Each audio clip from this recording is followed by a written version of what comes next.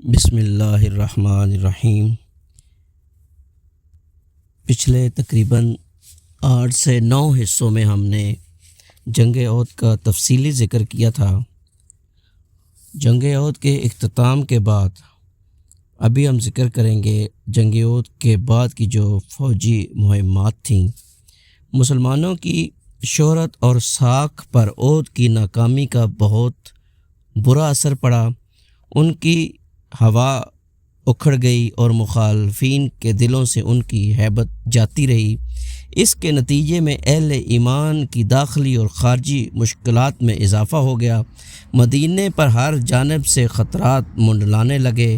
یہود، منافقین اور بدوؤں نے کھل کر عداوت کا مظاہرہ کیا اور ہر گروہ نے مسلمانوں کو ذکر پہنچانے کی کوشش کی، بلکہ یہ توقع باندھ لی کہ وہ مسلمانوں کا کام تمام کر سکتا ہے اور انہیں بے خوبن سے اکھاڑ سکتا ہے۔ چنانچہ اس غرور اور تکبر پر ابھی 2 مہینے بھی نہیں گزرے تھے کہ بنو اسد نے مدینے پر چھاپہ مارنے کی تیاری کی۔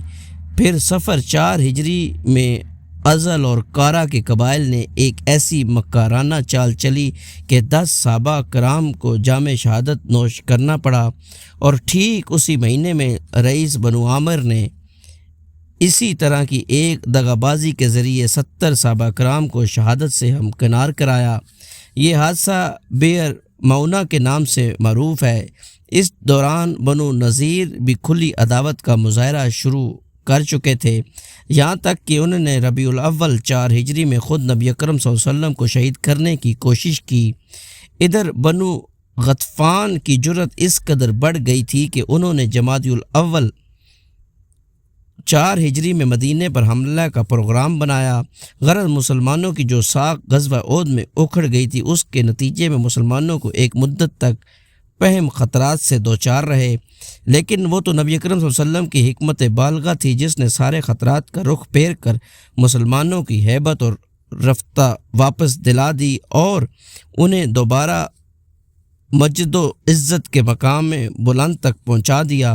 اس سلسلے میں آپ کا سب سے پہلا قدم ہمراہ الاسد تک مشرکین کا تعاقب تھا۔ اس کارروائی سے آپ کے لشکر کی آبرو بڑی حد تک برقرار رہ گئی، کیونکہ یہ ایسا پروقار اور شجاعت پر مبنی جنگی اقدام تھا کہ مخالفین خصوصاً منافقین اور یہود کا منہ حیرت سے کھلے کا کھلا رہ گیا۔ پھر آپ صلی اللہ علیہ وسلم نے مسلسل ایسی جنگی کارروائیاں کیں کہ ان سے مسلمانوں کی صرف سابقہ ہیبت ہی بحال نہیں ہوئی، بلکہ اس میں مزید اضافہ بھی ہو گیا۔ جنگ احد کے بعد مسلمانوں کے خلاف سب سے پہلے بنو اسد بن خزیمہ کا قبیلہ اٹھا۔ اس کے متعلق مدینے میں یہ اطلاع پہنچی کہ خویلد کے 2 بیٹے طلحہ اور سلمہ اپنی قوم اور اپنے اطاعت شعاروں کو لے کر بنو اسد کو رسول اللہ صلی اللہ علیہ وسلم پر حملے کی دعوت دیتے پھر رہے ہیں۔ رسول اللہ صلی اللہ علیہ وسلم نے جٹ 150 انصار و مہاجرین کا ایک دستہ تیار فرمایا اور حضرت ابو سلمہ رضی اللہ تعالیٰ عنہ کو اس کا علم دے کر سپہ سالار بنا کر روانہ فرمایا۔ حضرت ابو سلمہ نے بنو اسد کی حرکت میں آنے سے پہلے ہی ان پر اس قدر اچانک حملہ کیا کہ وہ بھاگ کر ادھر ادھر بکھر گئے۔ مسلمانوں نے ان کے اونٹ اور بکریوں پر قبضہ کر لیا اور سالم و غانم مدینہ واپس آ گئے۔ انہیں 2 بدو جنگ بھی نہیں لڑنی پڑی۔ یہ سریہ محرم 4 ہجری کا چاند نمودار ہونے پر روانہ کیا گیا تھا۔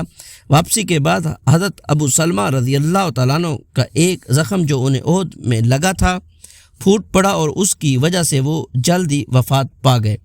اسی ماہ محرم 4 ہجری کی 5 تاریخ کو یہ خبر ملی کہ خالد بن سفیان حضلی مسلمانوں پر حملہ کرنے کے لیے فوج کو جمع کر رہا ہے۔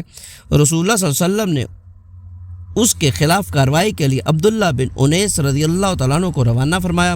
عبداللہ بن انیس رضی اللہ تعالیٰ عنہ مدینہ سے 18 روز باہر رہ کر 23 محرم کو واپس تشریف لائے۔ وہ خالد کو قتل کر کے اس کا سر بھی ہمراہ لائے تھے۔ جب خدمت نبی صلی اللہ علیہ وسلم میں حاضر ہو کر انہوں نے یہ سر آپ کے سامنے پیش کیا تو آپ نے انہیں ایک آسا مرحمت فرمایا اور فرمایا کہ یہ میرے اور تمہارے درمیان قیامت کے روز نشانی رہے گا۔ چنانچہ جب بھی ان کی وفات کا وقت آیا تو انہوں نے وصیت کی کہ یہ آسا بھی ان کے ساتھ ان کے کفن میں لپیٹ دیا جائے۔ اسی سال 4 ہجری کے ماہ سفر میں رسول اللہ صلی اللہ علیہ وسلم کے پاس ازل اور کارا کے کچھ لوگ حاضر ہوئے اور ذکر کیا کہ ان کے اندر اسلام کا کچھ چرچا ہے، لہذا آپ صلی اللہ علیہ وسلم ان کے ہمراہ کچھ لوگوں کو دین سکھانے اور قرآن پڑھانے کے لیے روانہ فرما دیں۔ آپ صلی اللہ علیہ وسلم نے ابن اسحاق کے بقول 6 افراد کو اور صحیح بخاری کی روایت کے مطابق 10 افراد کو روانہ فرمایا، اور ابن اسحاق کے بقول مرثد بن ابی مرثد غنوی کو اور صحیح بخاری کی روایت کے مطابق عاصم بن عمر بن خطاب کے نانا حضرت عاصم بن ثابت کو ان کا امیر مقرر فرمایا۔ جب یہ لوگ رابغ اور جدہ کے درمیان قبیلہ حذیل کے رجی نامی ایک چشمے پر پہنچے تو ان پر ازل اور کارا کے مذکور افراد نے قبیلہ حذیل کی ایک شاخ بنو لیان کو چڑھا دیا، اور بنو لیان کی کوئی 100 تیر انداز ان کے پیچھے لگ گئے اور نشانات قدم دیکھ کر انہیں جا لیا۔ یہ صحابہ کرام ایک ٹیلے پر پناہ گیر ہو گئے۔ بنو لیان نے انہیں گھیر لیا اور کہا تمہارے لیے عہد و پیمان ہے کہ اگر ہمارے پاس اتر آؤ تو ہم تمہارے کسی آدمی کو قتل نہیں کریں گے۔ حضرت عاصم نے اترنے سے انکار کر دیا اور اپنے رفقا سمیت ان سے جنگ شروع کر دی۔ بالآخر تیروں کی بوچھاڑ سے 7 افراد شہید ہو گئے اور صرف 3 آدمی حضرت خبیب، زید بن دشنہ اور ایک اور صحابی باقی بچے۔ اب پھر ابو لیان نے اپنے عہد و پیمان دہرایا اور ان تینوں پر صحابے کے پاس اتر آئے، لیکن انہوں نے قابو پاتے ہی بدعہدی کی اور انہیں اپنی اپنی کمانوں کی تان سے باندھ لیا۔ اس پر تیسرے صحابی نے یہ کہتے ہوئے کہ یہ پہلی بدعہدی ہے ان کے ساتھ جانے سے انکار کر دیا۔ انہوں نے کھینچ گھسیٹ کر ساتھ لے جانے کی کوشش کی لیکن کامیاب نہ ہوئے تو انہیں قتل کر دیا اور حضرت خبیب اور زید رضی اللہ تعالیٰ عنہ کو مکہ لے جا کر بیچ دیا۔ ان دونوں صحابہ نے بدر کے روز اہل مکہ کے سرداروں کو قتل کیا تھا۔ حضرت خبیب کچھ عرصہ اہل مکہ کی قید میں رہے، پھر مکے والوں نے ان کا قتل کا ارادہ کیا اور انہیں حرم سے باہر تنعیم لے گئے۔ جب سولی پر چڑھانا چاہا تو انہوں نے فرمایا مجھے چھوڑ دو، ذرا 2 رکعت نماز پڑھ لوں۔ مشرکین نے چھوڑ دیا اور آپ نے 2 رکعت نماز پڑھ لی۔ جب سلام پھیر چکے تو فرمایا بخدا اگر تم لوگ یہ نہ کہتے کہ میں جو کچھ کر رہا ہوں گھبراہٹ کی وجہ سے کر رہا ہوں تو میں کچھ اور تول دیتا۔ اس کے بعد فرمایا اے اللہ انہیں ایک ایک کر کے گن لے، پھر انہیں بکھیر کر مارنا اور ان میں سے کسی ایک کو باقی نہ چھوڑنا۔ پھر یہ اشعار کہے لوگ میرے گرد گروہ در گروہ جمع ہو گئے ہیں، اپنے قبائل کو چڑھا لائے ہیں اور سارا مجمع جمع کر لیا ہے، اپنے بیٹوں اور عورتوں کو بھی قریب لے آئے ہیں اور مجھے ایک لمبے مضبوط تنے کے قریب کر دیا گیا ہے۔ میں اپنی بے وطنی و بے کسی کا شکوہ اور اپنی قتل گاہ کے پاس گروہوں کی جمع کردہ آفات کی فریاد اللہ ہی سے کرتا ہوں۔ اے عرش والے میرے خلاف دشمنوں کے جو ارادے ہیں اس پر مجھے صبر دے۔ انہوں نے مجھے بوٹی بوٹی کر دیا ہے اور میرے خوراک بری ہو گئی ہے۔ انہوں نے مجھے کفر کا اختیار دیا ہے، حالانکہ موت اس سے کمتر اور آسان ہے۔ میری آنکھیں آنسو کے بغیر امڑ آئی ہیں، میں مسلمان مارا جاؤں تو مجھے پرواہ نہیں کہ اللہ کی راہ میں کس پہلو پر قتل ہوں گا، یہ تو اللہ کی ذات کے لیے ہے اور وہ چاہے تو بوٹی بوٹی کیے ہوئے اعضاء کو جوڑ جوڑ میں برکت عطا فرما دے۔ اس کے بعد ابو سفیان نے حضرت خبیب سے کہا کیا تمہیں یہ بات پسند آئے گی کہ تمہارے بدلے محمد صلی اللہ علیہ وسلم ہمارے پاس ہوتے، ہم ان کی گردن مارتے اور تم اپنے اہل و عیال میں رہتے؟ انہوں نے کہا نہیں واللہ مجھے تو یہ بھی گوارا نہیں کہ میں اپنے اہل و عیال میں رہوں اور اس کے بدلے محمد صلی اللہ علیہ وسلم کو جہاں آپ ہیں وہیں رہتے ہوئے کانٹا بھی چپ جائے اور وہ آپ کو تکلیف دے۔ اس کے بعد مشرکین نے انہیں سولی پر لٹکا دیا اور ان کی لاش کی نگرانی کے لیے آدمی مقرر کر دیے، لیکن حضرت عمر بن امیہ زمری رضی اللہ تعالیٰ تشریف لائے اور رات میں جھانسا دے کر لاش اٹھا لے گئے اور اسے دفن کر دیا۔ حضرت خبیب رضی اللہ تعالیٰ کا قاتل عقبہ بن حارث تھا۔ حضرت خبیب نے اس کے باپ حارث کو جنگ بدر میں قتل کیا تھا۔ صحیح بخاری میں مروی ہے کہ حضرت خبیب پہلے بزرگ ہیں جنہوں نے قتل کے موقع پر 2 رکعت نماز پڑھنے کا طریقہ مشروع کیا۔ انہیں قید میں دیکھا گیا کہ وہ انگور کے گچھے کھا رہے ہیں، حالانکہ ان دنوں مکے میں کھجور بھی نہیں ملتی تھی۔